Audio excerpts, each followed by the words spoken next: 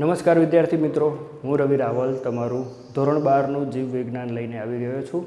મિત્રો, લાસ્ટ ક્લાસની અંદર આપણે લઘુબીજાણુ જનનની પ્રક્રિયા સમજ્યા હતા, જેની અંદર આપણે લાક્ષણિક પુષ્પ અને લાક્ષણિક પુષ્પની અંદર અસ્તિત્વ ધરાવતું નરનું પ્રજનન અંગ જેને આપણે પુંકેસર તરીકે ઓળખીએ છીએ, અને તેની અંદર પણ આપણે સૌથી મહત્ત્વનું અંગ જેને આપણે પરાગાશય તરીકે ઓળખતા હતા, તેની અંદર અસ્તિત્વ ધરાવે છે 2 ખંડ અને ટોટલ 4 આખા વિસ્તાર, 4 ચતુષ્કીય આખી રચના જે તૈયાર થતી હતી, જેની અંદર નિર્માણ થાય છે નરના જન્યુ, જેને આપણે પરાગરજ તરીકે ઓળખીએ છીએ. તો લઘુબીજાણુ જનન આખું જે સ્ટ્રક્ચર સમજ્યા હતા, તેની અંદર આપણે 4 વિસ્તાર 4 ભાગ સમજ્યા હતા. સૌથી બહારનું બાહ્ય, પછી એક હતું સ્ફોટી સ્તર, મધ્ય સ્તર અને સૌથી અંદરનો વિસ્તાર જેને આપણે પોષી સ્તર અથવા તો પોષક સ્તર તરીકે ઓળખીએ છીએ, જેનું કાર્ય હતું ઉત્પન્ન થતી તરુણ પરાગરજ, જેને પરિપક્વ થવા માટે આવશ્યકતા હશે ખૂબ જ પ્રચંડ પ્રમાણમાં પોષણની, તો તેનું કાર્ય હતું તેને પોષણ પ્રદાન કરવાનું. અને આગળના 3 સ્તર, પહેલું, બીજું અને ત્રીજું, બાહ્ય,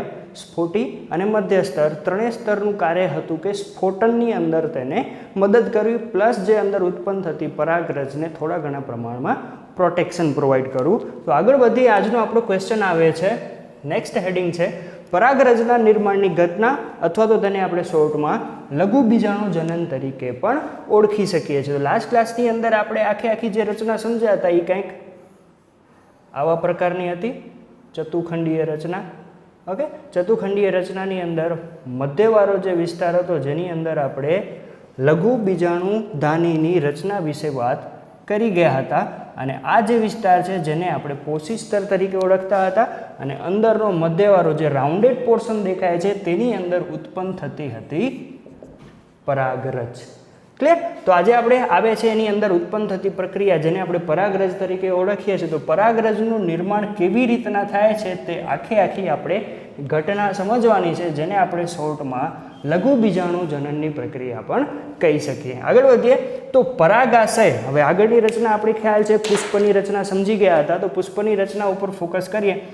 આખું પુષ્પ અહીંયા કને આગળના ક્લાસમાં આપણે સમજ્યા હતા, એનામાંથી ખાલી ડાયરેક્ટલી ઝૂમ કરી તંતુવાળો વિસ્તાર અને ઉપરનો વિસ્તાર જેને આપણે પરાગાશય તરીકે ઓળખીએ છીએ તે આપણે ડ્રો કરી દઈએ.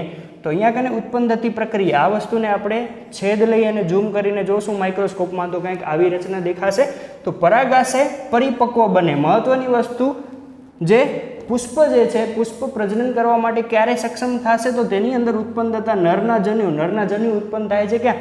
પરાગાશયની અંદર. તો પરાગાશય જ્યારે પરિપક્વ બને ત્યારે બીજાણુજનક પેશી યાદ કરો, આગળના ક્લાસની અંદર આપણે સમજ્યા હતા બીજાણુજનક પેશી એટલે જેને આપણે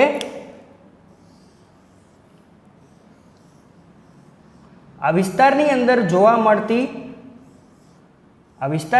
જોવા મળતા તરુણ પરાગરજ. યાદ આવ્યું? આગળના ક્લાસમાં આપણે સમજ્યા હતા અહીંયા કને જોવા મળતા તરુણ પરાગરજો જે ભેગા થશે એની અંદર અસ્તિત્વ ધરાવતા કોષો. ઓકે, વાત કરી ગયા હતા, જે અસ્તિત્વ ધરાવતા કોષો જે રિયલમાં હશે કેવા? દ્વિકોષ કેન્દ્રીય. શું કામ? કારણ કે તેના કોષ કેન્દ્રનું વિભાજન થાય છે, પણ કોષરસનું વિભાજન થતું નથી. કોષરસનું વિભાજન નહીં થાય તો તેની અંદર અસ્તિત્વ ધરાવતા કોષ કેન્દ્રની સંખ્યા થઈ જશે 1 માંથી 2. તો આવા જે કોષો અસ્તિત્વ ધરાવતા હતા અને કોષોના લીધે જે પેશી બનતી હતી તેને આપણે ટૂંકમાં નામ આપ્યું હતું બીજાણુજનક પેશી. તો બીજાણુજનક પેશીના કોષો શું કરે છે? અર્ધીકરણ પામે છે. કઈ વસ્તુ અર્ધીકરણ પામશે? તો આની અંદરથી આપણે કોઈ પણ એક કોષ લઈ લઈએ. આ વસ્તુ અહીંયા કને માઇક્રોસ્કોપની અંદર જોઈએ તો આવી રચના તૈયાર થશે. તેની અંદર અસ્તિત્વ ધરાવતો કોઈ પણ કોષ આપણે લઈ લેશું. માની લો એક કોષ છે, ઓકે, પેશીનો કોષ, બીજાણુજનક પેશીનો કોષ આપણે લઈ લઈએ. તો બીજાણુજનક પેશીનો કોષ સૌપ્રથમ વખત શું કરે છે? અર્ધીકરણ પામે છે. એટલે આ જે કોષ અસ્તિત્વ ધરાવે છે તે કેવો હશે? દ્વિકીયને આપણે 2n વડે દર્શાવીએ છીએ. દ્વિકીય કોષનું સૌપ્રથમ વખત શું થાય છે? અર્ધીકરણની પ્રક્રિયા થશે. એટલે પિતૃની અંદર જે કાંઈ પણ જનીન દ્રવ્ય અવેલેબલ હશે તે તેનાથી થઈ જશે અડધું. યાદ આવ્યું? માતૃકોષની અંદર અથવા પિતૃ કહી શકીએ, પિતૃઓની અંદર જે કાંઈ પણ જનીન દ્રવ્ય હાજર છે તે કેવું છે? દ્વિકીય સ્વરૂપમાં. રંગસૂત્રની સંખ્યા ડબલ છે, જોડમાં હશે. હવે તેની રંગસૂત્રની સંખ્યા જો તેનાથી અડધી થઈ જાય તો અડધી થવાની પ્રક્રિયાને આપણે અર્ધીકરણ તરીકે ઓળખીએ છીએ અને અર્ધીકરણ થવાને અંતે ફાઇનલી તૈયાર થાય છે તેના જેવા જ દેખાતા બીજા 4 કોષો અને જે 4 કોષોનું નિર્માણ થાય છે તે કંઈક આવા પ્રકારનું હશે. સૌપ્રથમ માતૃકોષ હશે. માતૃકોષની અંદર જ સૌપ્રથમ વખત તેના જેવા ઉત્પન્ન થતા 4 કોષો ઉત્પન્ન થશે અને 4 કોષ જે ઉત્પન્ન થાય છે તેની રચના કંઈક આવા પ્રકારની જોવા મળશે અને આ જે રચના જોવા મળે છે તે 4 કોષો કેવા છે? એકકીય, જેને આપણે n વડે દર્શાવીએ છીએ. તો આ જે રચના તૈયાર થાય છે તેને આપણે પરાગરજના લીધે બનતું હોવાથી, ફરીથી રિપીટ કરું છું, બીજાણુજનક કોષોના પેશીના કોષો અર્ધીકરણ પામશે. અર્ધીકરણ પામી અને એક કોષમાંથી ટોટલ 4 કોષો બનાવે છે. કઈ પ્રક્રિયા દ્વારા? તો અર્ધીકરણ દ્વારા. અર્ધીકરણ દ્વારા જે કાંઈ પણ કોષની રચના તૈયાર થાય છે અને જે 4 કોષીય રચના તૈયાર થઈ તેને આપણે કહેશું પરાગ ચતુષ્ક. ચતુષ્ક શું કામ? કારણ કે તેની અંદર એકમાંથી 4 એકકીય કોષોનું નિર્માણ થાય છે. આગળ વધીએ. પરાગ ચતુષ્કના કોષો રંગસૂત્રની સંખ્યામાં કેવા હશે? સંખ્યાની દ્રષ્ટિએ જોવા જઈએ તો એકકીય. હમણાં જ આપણે વાત કરી પિતૃકોષ જે છે, માતૃકોષ અથવા તો પેરેન્ટ સેલ, જેની અંદર જન્યુ અથવા તો રંગસૂત્રની સંખ્યા હશે દ્વિકીય સ્વરૂપમાં અને એનામાંથી બધા હાફ પામી એટલે કે અર્ધીકરણ પામી અને સીધા થઈ જશે એકકીય સ્વરૂપની અંદર રૂપાંતરણ. હવે જો મહત્વની વસ્તુ નીટ ઉપર ફોકસ કરતા હો તો પણ આ પોઈન્ટ ઇમ્પોર્ટન્ટ થઈ જશે. અને તમને ખ્યાલ છે ઘણી વખત MCQ અને શોર્ટ ફોર્મ પણ તમને બોર્ડમાં પૂછાય છે. તો અહીંયા આગળ એક ટર્મ આપી દીધો છે પરાગ માતૃકોષ. ફરીથી રિપીટ કરું છું, અહીંયા આપણે સૌપ્રથમ વખત જે કોષ લીધો હતો એટલે કે કયા કોષની વાત થાય છે? બીજાણુજનક પેશીનો કોષ. બીજાણુજનક પેશીનો જે કોષ આપણે ધ્યાનમાં લીધો છે તે કોષમાંથી બન્યું હતું શું? પરાગ ચતુષ્ક. તો જે કોષ અહીંયા કને ઉપયોગમાં લેવાય છે એ કોષને કહેવાશે પરાગ માતૃકોષ. ફરીથી રિપીટ કરું છું, બીજાણુજનક પેશી આની અંદર રચનામાં સમજી ગયા હતા. પેશીમાંનો કોઈ પણ એક કોષ, એ એક કોષને આપણે ઓળખશું પરાગ માતૃકોષ તરીકે. તે નોર્મલી દર વખતે દ્વિકીય સ્વરૂપની અંદર હશે. દ્વિકીય સ્વરૂપવાળો જે બંધારણ સ્ટ્રક્ચર છે તેનું થાય છે અર્ધીકરણ. અર્ધીકરણ થશે એટલે બને છે એકમાંથી 4 કોષીય રચના. અર્ધીકરણ દ્વારા જે રચના બનશે જેને નામ આપી દીધું આપણે પરાગ ચતુષ્ક. આગળ વધીએ તો પરાગ માતૃકોષનું ક્યારેક શોર્ટ ફોર્મ યા તો ફૂલ ફોર્મ પણ તમને પૂછાઈ જાય છે. ઇંગ્લિશમાં પણ તમને આખું નામ યાદ રાખી લેવું પડશે. જે છે પરાગને આપણે કહીશું ઇંગ્લિશમાં પોલન ગ્રેન્સ. એના ઉપરથી નામ આવી ગયું છે પોલન. માતૃને આપણે મધર તરીકે ઓળખીએ છીએ, મધર. અને કોષને તમને બધાને ખ્યાલ છે સેલ. એટલે કે આખું નામ બને છે પોલન મધર સેલ અને શોર્ટમાં તેને આપણે કહીશું PMC. 3 નામ આવી ગયા. પરાગ માતૃકોષ, બીજું ઇંગ્લિશમાં પોલન મધર સેલ અને ત્રીજું છે શોર્ટમાં PMC. ટેક્સ્ટ બુકની અંદર અને રેફરન્સ બુકની અંદર ઘણી જગ્યા ઉપર આખા શબ્દો નથી લખેલા હોતા. શોર્ટમાં તેને PMC તરીકે દર્શાવી દેવામાં આવ્યું છે. PMC એટલે કાંઈ નવી વસ્તુ નથી. આની અંદર અસ્તિત્વ ધરાવતું બીજાણુજનક પેશીનો એક સામાન્ય કોષ. ઓકે. પરાગ માતૃકોષમાંથી અર્ધીકરણ દ્વારા લઘુ બીજાણુ સર્જવાની પ્રક્રિયાને આપણે લઘુ બીજાણુ જનન તરીકે ઓળખીએ છીએ. ઓકે. સેમ વસ્તુ મેં તમને કીધું, પરાગરજ ઉત્પન્ન થવાની પ્રક્રિયા, જેને બીજા અર્થમાં શોર્ટમાં આપણે બોર્ડની પરીક્ષામાં ક્યારેક લઘુ બીજાણુ જનનની પ્રક્રિયા પણ તમને એવા હેડિંગથી પણ પૂછાઈ શકે છે. તો કાંઈ નવી વસ્તુ નથી. પરાગ માતૃકોષમાંથી ઉત્પન્ન થતા બીજા ઘણા બધા અર્ધીકરણની પ્રક્રિયા દ્વારા પરાગ ચતુષ્ક અથવા તો પરાગરજ નિર્માણ થવાની પ્રક્રિયાને આપણે લઘુ બીજાણુ જનન તરીકે ઓળખીશું. આગળ વધીએ. સર્જાતા 4 કોષો. ઓકે, દેખાય છે આ એક કોષીય રચના હતી. વચ્ચેથી હવે જવા દઉં છું. તમને સમજાઈ ગયું હશે કેવી રીતના કોષનું નિર્માણ થાય છે. શુક્રકોષ જનન અને અંડુકોષ જનન વિશે પણ મેં તમને શોર્ટમાં વાત કરી હતી. સેમ પ્રોસેસ થાય છે. આ એક કોષીય રચનામાંથી આખો તૈયાર થયો છે પરાગ ચતુષ્ક. તો શું કીધું છે? સર્જાતા 4 કોષો. 4 કોષો આવાળા જે આપી દીધા છે અહીંયા આગળ. 4 કોષોના સમૂહને આપણે પરાગ ચતુષ્ક તરીકે ઓળખશું. અને હવે આવી રીતના અત્યારે આપણા પાસે બીજાણુજનક પેશીમાંથી ફક્ત આપણે એક કોષની અંદર થતી પ્રક્રિયા સમજીએ. આવા ઘણા બધા કોષો, હજારોની સંખ્યામાં આની અંદર કોષો અસ્તિત્વ ધરાવતા હશે. કયા કોષો? બીજાણુજનક પેશીના કોષો. એ બધા કોષોની અંદર પ્રોસેસ થશે કઈ? અર્ધીકરણની પ્રક્રિયા થશે. એટલે કે એક કોષમાંથી નોર્મલી બન્યા કેટલા? બીજા 4 એકકીય નરજન્યુ. આવી રીતના હજારો પરાગરજનું સર્જન થાય છે અને સર્જન થઈ જવાને અંતે પ્રક્રિયા થશે કઈ? સ્ફોટનની. સ્ફોટનની પ્રક્રિયા આપણે સમજી ગયા હતા કે આખે આખું આ રચના આપણે જોયું હતું. તો એનામાં બહારનું સ્તર, સ્ફુટી સ્તર અથવા તંતુ સ્તર, તંતુમય સ્તર અને ત્રીજા નંબરનું સ્તર મધ્ય સ્તર, આ ત્રણેયનું કાર્ય હતું કયું? સૌથી મહત્વનું તેને રક્ષણ પ્રદાન કરવાનું. અને તેનાથી પણ મહત્વનું કાર્ય હતું જ્યારે તેની અંદર આ વિસ્તારની પરાગાશયની અંદર, પરાગાશયવાળા વિસ્તારની અંદર જ્યારે આવી રીતના ઢગલાબંધ પરાગરજો તૈયાર થઈ અને પરિપક્વ થઈ જશે અથવા તો મેચ્યોર થઈ જશે ત્યારે તેનું થશે સ્ફોટન. સ્ફોટન એટલે કે બ્લાસ્ટ થશે, ફૂટી જશે. ફૂટશે એટલે તેની અંદર અસ્તિત્વ ધરાવતી હશે હજારો પરાગરજ. હજારો પરાગરજ જે તૈયાર થઈ છે તે આજુબાજુના વિસ્તારની અંદર, એન્વાયરમેન્ટની અંદર રિલીઝ થઈ જશે. જો એકકીય પુષ્પ હશે તો તેને પરાગનયનની પ્રક્રિયામાં કોઈકની સહાયતા લેવી પડશે, કોઈક માધ્યમનો ઉપયોગ કરવો પડશે. અને જો દ્વિકીય પુષ્પ હશે તો આપણે ખ્યાલ છે આજુબાજુના વિસ્તારની અંદર જ ક્યાંક અસ્તિત્વ ધરાવતું હશે માદાનું અંગ, જેને આપણે ઓળખીશું સ્ત્રી કેસર તરીકે, જે ઓલરેડી આપણે આગળના ક્લાસની અંદર ચર્ચા કરી ગયા છે. તો મિત્રો અહીંયા કને આપણું લઘુ બીજાણુ જનન અથવા તો પરાગરજના નિર્માણની ઘટના પૂર્ણ થાય છે. ત્યારબાદ નેક્સ્ટ આપણો હેડિંગ આવે છે, બહુ મોટો ક્વેશ્ચન છે જે તમને બોર્ડની પરીક્ષામાં 3 માર્ક્સમાં પૂછાઈ શકે છે અને જેની અંદર કોઈ આકૃતિની આવશ્યકતા નથી. આ બધા સ્ટ્રક્ચરની અંદર તમને ક્યારેક પરાગ ચતુષ્ની આકૃતિની આવશ્યકતા રહી જાય છે, પરાગાશય પણ ક્યારેક ડ્રો કરવો પડે છે, જે થોડુંક ટાઈમ ટેકિંગ પ્રોસેસ છે. પણ આપણે જે નેક્સ્ટ હેડિંગ આજે જે સમજવાનો છે તેની અંદર તમને સીધા રોકડા માર્ક મળી શકે એવો સાવ ઇઝી ક્વેશ્ચન આજે કવર કરવાનો છે. તો આ 3 માર્કનો આખો ક્વેશ્ચન આખું આજે કમ્પ્લીટ નહીં કરી, હાફ પોર્શન આજે હું કમ્પ્લીટ કરાવું છું. હાફ પોર્શન આપણે નેક્સ્ટ સેશનમાં લેશું.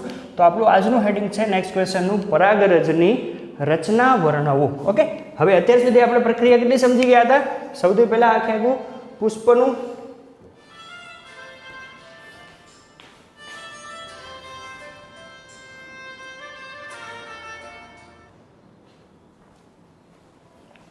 અત્યાર સુધી આપણે કમ્પ્લીટ કરી ગયા છીએ, જેની અંદર પુષ્પની રચના, તેની અંદર પણ આપણે નરનું પુકેસર અંગ, પુકેસરની અંદર આખું પરાગાશયનો વિસ્તાર, પરાગાશયની અંદર ઉત્પન્ન થતી પ્રક્રિયા એટલે કે પરાગરજનું નિર્માણ કેવી રીતના થાય છે તે આજે સમજ્યા.